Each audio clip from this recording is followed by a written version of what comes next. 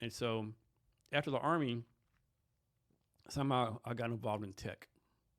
And also, I want to share this journey, share like what type of person I am, what we're building at Cavness HR, and how you help us out with it. So, example, when I went to Afghanistan the second time, in charge of HR for the unit, both in Afghanistan and in different locations in the United States. Also ran the Red Cross, the Joint Visitors Bureau, just different things, right? So I'm always doing extra stuff, always like trying to lead best I can. The other thing I'm proud of, this number might be off, but I think around 65, 70% of people that worked for me during the military are still like my Facebook friends and stuff like that. So I'm really proud of that. So after leaving the Army, somehow I got involved in tech startups. So I worked for a tech startup called MyInfold for a couple of years.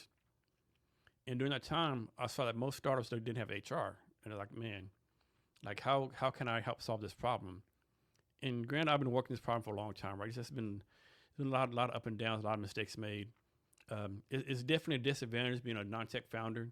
Like, I always like tell myself if I go back in time, when I learned how to code, but in reality, that's probably not a skill set I have. Like, I can probably be a product manager on a tech team. Like, I know enough about GitHub, AWS, how to put stuff together. But as far as the actual coding, that's probably not my cup of tea, right? So that's always been a challenge. Been to a lot of tech people.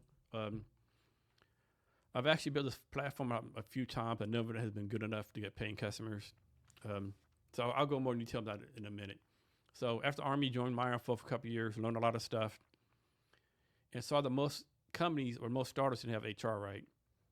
But then, okay, cool. I really don't want to at first I wanted to build a company for startups, but like none of them really have funding and can pay for anything, right? And I eventually got it paid, right? So I switched to small businesses, 49 fewer people. I thought that'd be a good niche to go after, right? Because this is a crowded space. There's like Bambi, Bamboo, Insperity, ADP. I don't have the numbers.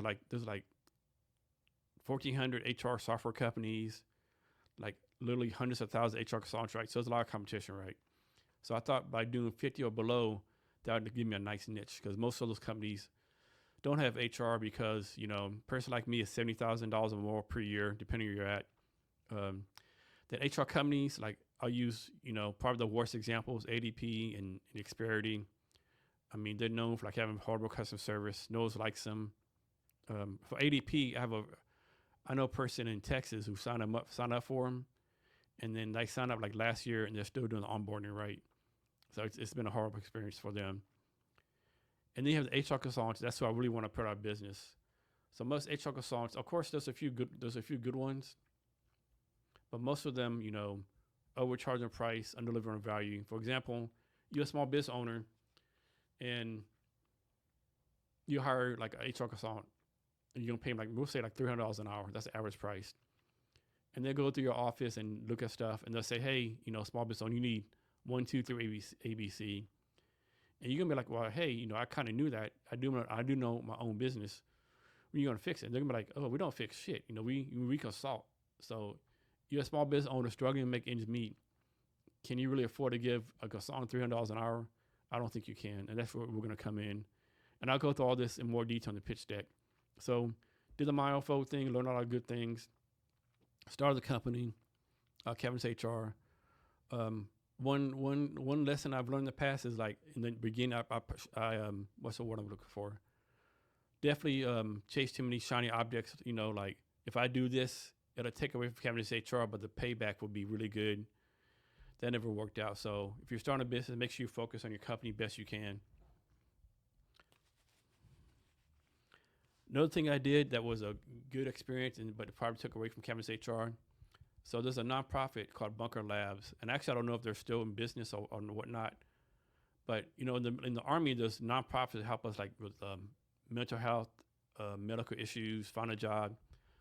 There really isn't nothing to help military people start companies, right? So that's what Bunker Labs did, right? So I ran that like two and a half years in Seattle, and that really helped me get ingrained into the Seattle tech community. I mean, I already had really had like a good connection, good following here anyway.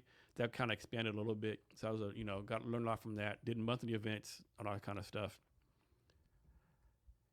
And so I continue to build Cavness HR.